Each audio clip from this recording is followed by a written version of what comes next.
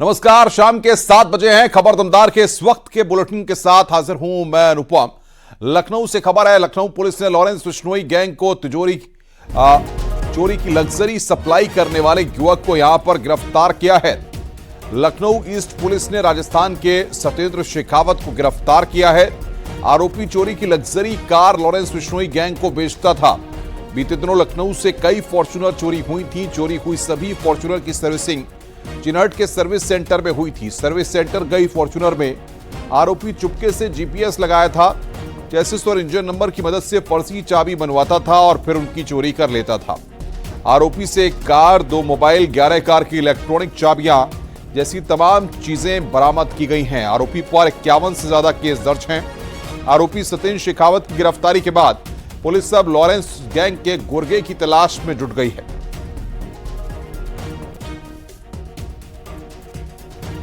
तो वहाँ पर चेसिस नंबर और इंजन नंबर नोट करके उस आधार पे उनकी आर्टिफिशियल चाबियां बना लेता है और उन गाड़ियों में जीपीएस लोकेटर लगा देता है, जिसको अपने फ़ोन से मॉनिटर करता रहता है। इस तरह की चीज़ें वर्तमान में उसने टारगेट में कर रखी थी पटना में, लखनऊ में और रायपुर में।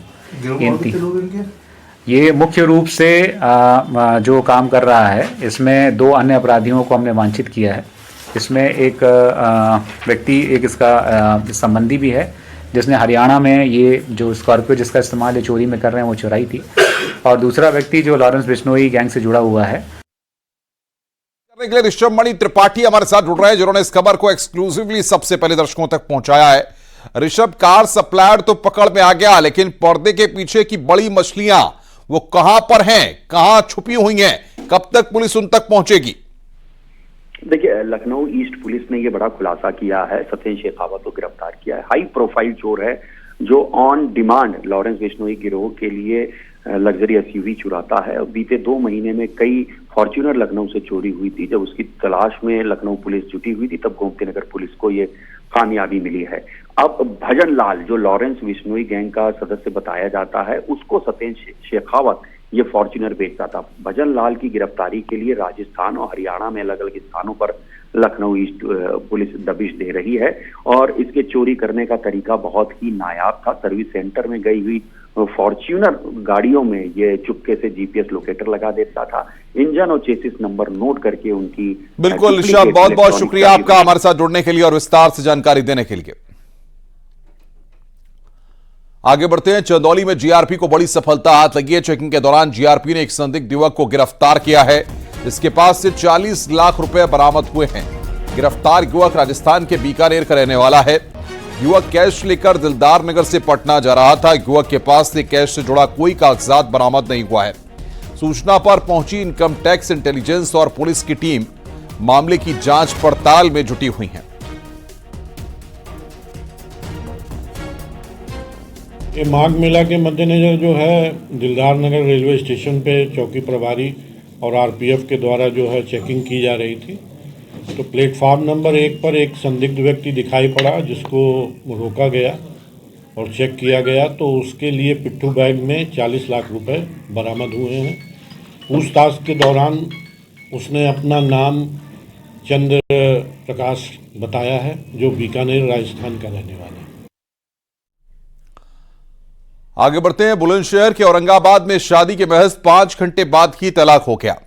मामूली सी बात पर शौहर ने 3 तलाक दे दिया। दूल्हे के साथ आई उसकी दादी से लड़की पक्ष के किसी शख्स ने कुछ देर के लिए कुर्सी मांग ली। इसी को लेकर हंगामा इतना बढ़ गया कि शादी के कुछ ही घंटों में तलाक की नौबत आ गई। इसी बात से खफा होकर दूल्हे ने शादी तोड़ दी। जब वधू पक्ष को इसकी जानकारी हुई तो उन्होंने मैरिज होम में अंदर से ताला जड़ते हुए दूल्हे समेत बारातियों को बंधक बना लिया।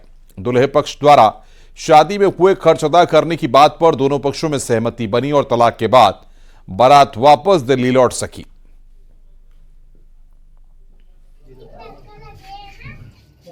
के इसमें करीबन 8 या 8:30 बजे करीब बारात आई थी। हम लोगों ने बड़ा अच्छा स्वागत किया उनका और बड़े तरीके से उन लोगों को हमने खाना खिलाया गया। उन्हें सब कुछ हो गया। एक जरा सा एक हमारे चचा बुजुर्ग लोग जो मतलब बाराती लेते, वो उन्हें कुर्सी नहीं थी खाना मतलब खाने की नहीं, जैसे कम पड़ रही थी कुर्सी। तो वो एक हमारी वालदा सी टाइप की बुढ़िया थी, वो जैसे बैठी थी जैसे। तो उनसे क्या कहा, भाई 2 मिनट की कुर्सी छोड़ दो, चचा खड़े खाना खा लेंगे बस। तो उन्होंने ही बोली कि मैं भी तो बारात हूँ, तो उन्होंने इसी चीज़ को सोच के कुर्सी वहीं के वहीं छोड़ दी। वहाँ से उठ के वो लड़के के पास गई, अंदर गई कि मेरे साथ में ऐसा क्या रहा, ऐसा क्या। उन्होंने इसी बात पे जैसा बवाल पैदा शुरू कर दिया, कुर्सी के ऊपर ही, जैसी बात के ऊपर ही। खबर उन्नाव से है। चोरों ने एक घर को निशाना बनाया है। मामला सदर कोतवाली इलाके का है, जहां घर मालिक अपनी मां के अंतिम संस्कार में शामिल होने अपने गांव गया था। इसी दौरान चोरों ने हाथ साफ कर दिया। घर लौटने पर जब ताला टूटा मिला तो पुलिस को सूचना दी गई। पीड़ित के मुताबिक लाइसेंसी रिवॉल्वर समेत 10 लाख के माल पर हाथ साफ किया गया है।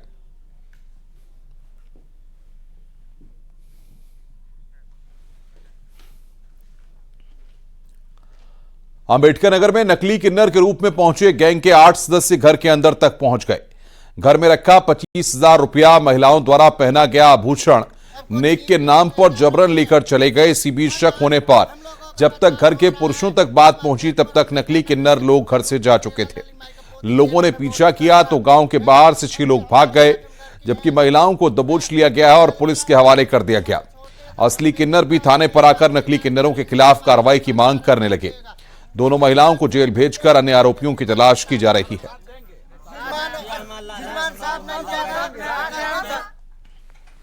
तो अब हुआ हम गए, हमके जाई पैसा ले दे दे, हम छुटकारा पाई जाई। पैसा गए आने तब तक 2 जने फरहल गए हमारे घर में। पैसा निकाल के लेके हाथे में हाई हम, तब तक हाथे मसल लाई रही, कहन करे दीदी अब ठीक है। तब तक पतोहे के लगे पहुंच गए। पतोहे धई के पकड़ के तो को ओकर गटई ऐसे कह के जहाँ लिखिन कि गटई मक्का धागा निकाल लिहिन, वो काना लाकिट निकाल लिहिन। हमारे काने में का बुंदा एक जनी लाई लिहिन। थाना कटका अंतर्गत कुछ लोग, एक व्यक्ति थे, उनके घर में पुत्र पैदा हुआ था, तो वहां पे स्कॉर्पियो गाड़ी से आए थे और बधाई मांगने के नाम पर पैसे ले गए थे। कुछ शक होने पर उन लोगों ने पीछा भी किया और फिर उसमें 2 लोग 2 महिलाएं पकड़ी गई हैं। और बाद में अन्य जो किन्नर समुदाय के लोग हैं वो लोग भी आए थे, इसकी तस्दीक की थी। इस आधार पर जो प्रार्थना पत्र मिला उस पर हम लोगों ने अभियोग पंजीकृत किया है। 2 लोग हिरासत में लेकर उनको जेल भेजा गया। जो अन्य लोग हैं उनके लिए भी विवेचना की जा रही, उन्हें भी जेल भेजा गया। रामपुर में आरोपियों को सुधारने के लिए एसडीएम ने अनोखी पहल की है। शांति भंग करने के आरोप में लाए गए आरोपियों से कंट्रीब्यूशन कर बच्चों को स्टेशनरी किट बांटी गई। 15 प्राइमरी स्कूलों के करीब 600 बच्चों को copy, pen, pencil, rubber cutter बांटा गया।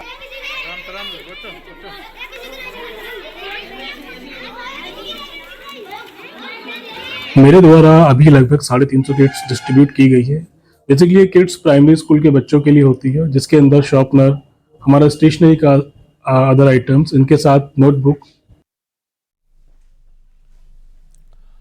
सहारनपुर में कुछ युवकों को बाइक से स्टंट करना उस समय भारी पड़ गया जब बाइक के बैलेंस बिगड़ने से हादसा हो गया। बैलेंस बिगड़ते ही बाइक मेडिकल स्टोर में जा घुसी, जिससे काउंटर का शीशा टूट गया। पूरी घटना सीसीटीवी कैमरे में कैद हो गई है। मेरा मेडिकल प्रताप मेडिकल के नाम से है, बड़े चौक हकीकत नगर में। अभी क्या था कि मैं यहाँ पर बैठा था, 3 लड़के इधर से सामने से आए और सामने से आने के बाद में यहाँ पे सामने पहले तो उन लोगों ने, तीनों लड़कों ने लड़कियों को देखकर स्टंट किया, जो कि हमारे सीसीटीवी कैमरे में भी आ रहा है। उसके बाद में फिर क्या हुआ कि जैसे वो स्टंट किया तो मैं यहाँ पर बैठा था, तो एकदम से उन्होंने सडनली तेजी से बाइक चलाई कि सीधे आके मेरे पूरे मेडिकल में अंदर घुसाने के बाद उन्होंने जाना मुझे मारने की तरीके से ही एक हमला किया है और मेरे सीधे सिर में चोट लगी है और यहाँ पर भी मेरे पूरी चोट लगी है। हाँ। मुख्यमंत्री योगी आदित्यनाथ आज अयोध्या दौरे पर थे, जहां वो हनुमानगढ़ी में दर्शन उन्होंने पूजन किया और उसके बाद सीएम योगी राम जन्मभूमि भी पहुंचे, जहां राम जन्मभूमि आने वाले गेस्ट, वीआईपी, वीवीआईपी को दर्शन पूजन कराने की व्यवस्थाओं के लिए समीक्षा बैठक की गई। अयोध्या में आने वाली भीड़ को मैनेज करने के लिए सीएम योगी अधिकारियों को निर्देश दिए। अयोध्या में भीड़ को देखते हुए सीएम योगी ने शुरू से क्राउड मैनेजमेंट अपने हाथ में ले रखा है।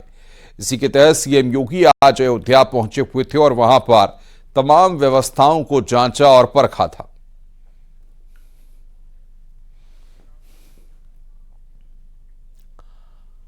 भगवान रामलला के प्राण प्रतिष्ठा के बाद 5 दिन में करीब 13.5 लाख लोगों ने रामलला के भव्य मंदिर में दर्शन पूजन किया। इस दौरान रामलला के भक्तों का जनसैलाब लगातार राम की नगरी पहुंच रहा है। ट्रस्ट की माने तो यह सिलसिला आगे भी जारी रहने वाला है। लेकिन इतनी भीड़ का दबाव बढ़ा कि वो लाइनें व्यवस्थित रह ना सकने के कारण 1-2 दिन बहुत ज़्यादा दिक्कत हुई भीड़ को संभालने में। तो अब बैरिकेडिंग करके क्रमबद्ध बैरिकेडिंग के अंदर होकर के लाइनबद्ध रूप से दर्शन शुरू हो गया है। तो अब इसमें क्रमवार लोग जा रहे हैं और सुचारू रूप से दर्शन करके लौट रहे हैं। अब कोई दिक्कत किसी को नहीं हो रही है। दर्शन तो ये है कि पहले दिन तो बम्पर भीड़ थी ही। प्रयागराज में आयोजित हो रहे माघ मेले में भी प्रभु श्री राम के भव्य मंदिर की तर्ज पर एक मॉडल तैयार किया गया है। जो श्रद्धालु भीड़ की वजह से इन दिनों अयोध्या नहीं जा पा रहे हैं, वो श्रद्धालु यहीं पर आकर भव्य मंदिर के मॉडल और प्रभु श्री राम के दर्शनों का पुण्य लाभ अर्जित कर रहे हैं। यहां आने वाले अधिकतर श्रद्धालु सेल्फी लेते हुए और फोटो खिंचवाते हुए भी नजर आ रहे हैं। सोचा कि यहाँ भी एक राम मंदिर का निर्माण होना चाहिए ताकि जो भक्त जो है जो वहाँ पे नहीं जा पा रहे हैं अयोध्या में, वो प्रयागराज में आकर के जो है भगवान राम का दर्शन करें। बंगाली कारीगर मैंने बुलवाए जो है, तो बंगाली कारीगरों द्वारा ये मंदिर का निर्माण कराया गया जो है। अयोध्या में राम भक्त अलग अलग अंदाज में दर्शन करने पहुंच रहे हैं। इन्हीं में से एक हैं बिहार के खगड़िया जिला के रहने वाले 2 भाई। अपने वृद्ध माता पिता को सरयू स्नान और रामलला का दर्शन कराने के लिए 2 भाई अयोध्या पहुंचे हैं। ये दोनों भाई अपने वृद्ध मां बाप को लेकर बिहार से ट्रेन से अयोध्या पहुंचे और बारून बाजार में स्थित श्रवण कुमार मंदिर में दर्शन के बाद अपने मां बाप को कांवड़ में बिठाकर अयोध्या धाम की लगभग 30 किलोमीटर की यात्रा पूरी की। और अब ये दोनों भाई अपने वृद्ध मां बाप को सरयू स्नान कराकर रामलला का दर्शन कराएंगे। फैक्ट्री में मैं फिल्म देखने के बाद देखा कि श्रवण कुमार ने अपनी माता पिता को बड़ौना में जाके छोड़ दिया था। उसको बांध लगने से वो सरयू नदी नहीं जा सका, इसलिए मैं प्रेरणा लिया कि सरयू नदी तक हम छोड़ेंगे उसको। मथुरा में शाही ईदगाह सर्वे पर सुप्रीम कोर्ट ने रोक बरकरार रखी है। सुप्रीम कोर्ट ने सभी पक्षों से लिखित जवाब दाखिल करने को कहा है। दोनों पक्षों की मांग पर सुप्रीम कोर्ट में सुनवाई टल गई है। अब अप्रैल के पहले हफ्ते में अगली सुनवाई होगी, जिसमें सभी पक्ष अपना जवाब दाखिल करेंगे। उधर शाही ईदगाह के कोर्ट कमिश्नर के सर्वे के हाईकोर्ट के आदेश पर सुप्रीम कोर्ट की रोक जारी रहेगी।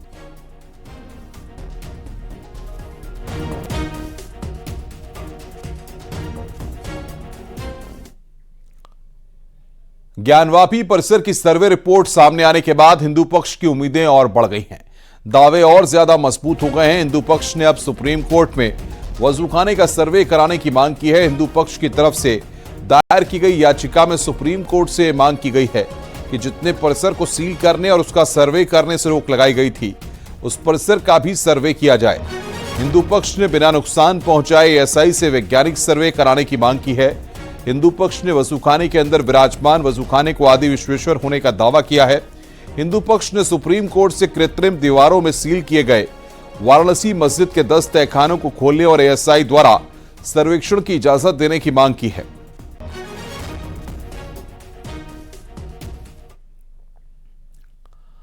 आगे बढ़ते हैं। बीएचयू आर्कियोलॉजी डिपार्टमेंट ने वाराणसी के ज्ञानवापी के एएसआई सर्वे रिपोर्ट का अध्ययन किया है। इसमें मंदिर और विग्रह को लेकर बड़ा खुलासा हुआ है। बीएचयू के आर्कियोलॉजी डिपार्टमेंट ने हिंदू पक्ष के दावे को और भी मजबूत कर दिया है। बीएचयू के पुरातात्विक अधिकारी ने यह खुलासा किया है कि ज्ञानवापी में एएसआई रिपोर्ट से पता चला है कि मंदिर के जो भी प्रमाण हैं वो 6वीं शताब्दी के हैं। जो उनका निष्कर्ष है वो ये है कि वर्तमान जो संरचना है उसके नीचे एक बहुत प्राचीन भव्य हिंदू मंदिर वहाँ मौजूद था, जिसके साक्ष्य के रूप में वहाँ जो चीज़ें मिली हैं उसमें करीब 32 अभिलेख हैं। इसके अलावा मूर्तियाँ हैं और साथ ही साथ मिट्टी के बर्तन हैं, अन्य पुरावशेष हैं, जो इस बात का स्पष्ट संकेत देते हैं कि वहाँ ये एक प्राचीन हिंदू मंदिर था। अब ये हिंदू मंदिर किस काल में था, क्योंकि जो सर्वेक्षण की रिपोर्ट है वो सर्वे के आधार पर है और सर्वे के आधार पर सिर्फ हम तुलनात्मक अध्ययन कर पाते हैं। कोई कॉन्क्रीट कार्बन 14 डेटिंग नहीं है हमारे पास, इसलिए उसको बिल्कुल तिथिगत हम नहीं बता सकते। लेकिन इतना कह सकते हैं कि जो चीज़ें हैं वो काफ़ी पुरानी हैं और उसमें जो मूर्तियां हैं वो लगभग 8वीं-9वीं शताब्दी से शुरू हो रही हैं।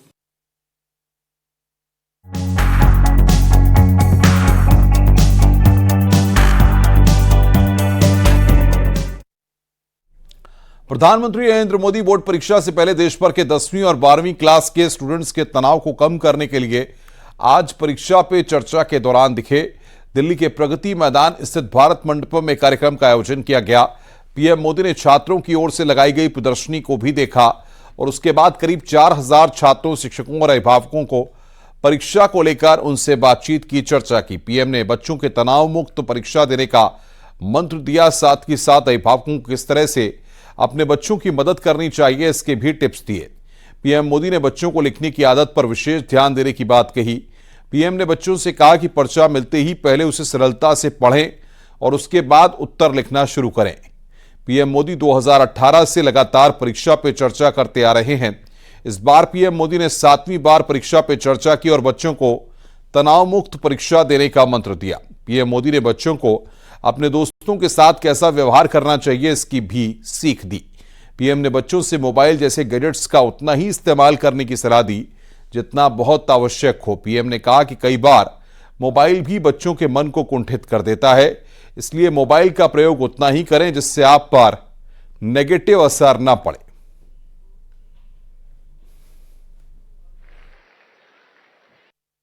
अपने आप को एक तो किसी भी प्रकार के प्रेशर को झेलने के लिए सामर्थ्यवान बनाना चाहिए। रोते बैठना नहीं चाहिए। मान के चलना चाहिए कि जीवन में आता रहता है, दबाव बनता रहता है, तो खुद को तैयार करना पड़ता है। अब जैसे कभी आप उस स्थान पे जाते हैं जहां ठंड ज्यादा है और आप किसी गर्म इलाके में रहते हैं, तो हम मन को तैयार करते हैं कि आज अब मुझे 3-4 दिन के बाद ऐसे इलाके में जाना है जहां ठंड ज्यादा है। तो मन से आप तैयार करते हैं तो धीरे धीरे फिर लगता है, पहुंचने के बाद कभी लगता है यार मैंने तो सोचा था उससे तो ठंड कम है, क्योंकि आपने मन से तय कर लिया है। और इसलिए आप टेम्परेचर कितना है कितना नहीं वो देखने की जरूरत नहीं पड़ती, आपका मन तैयार हो जाता है। वैसे ही दबाव को हमने अपने तरीके से मन से एक बार इस स्थिति से जीतना है, ये तो संकल्प करना होता है। दिल्ली में आज विजय चौक पर बीटिंग द रिट्रीट का आयोजन किया गया। बीटिंग द रिट्रीट में आज राम धुन की गूंज भी सुनाई दी। इस समारोह में राष्ट्रपति द्रौपदी मुर्मू, उपराष्ट्रपति, प्रधानमंत्री नरेंद्र मोदी, राजनाथ सिंह समेत कई लोग मौजूद रहे।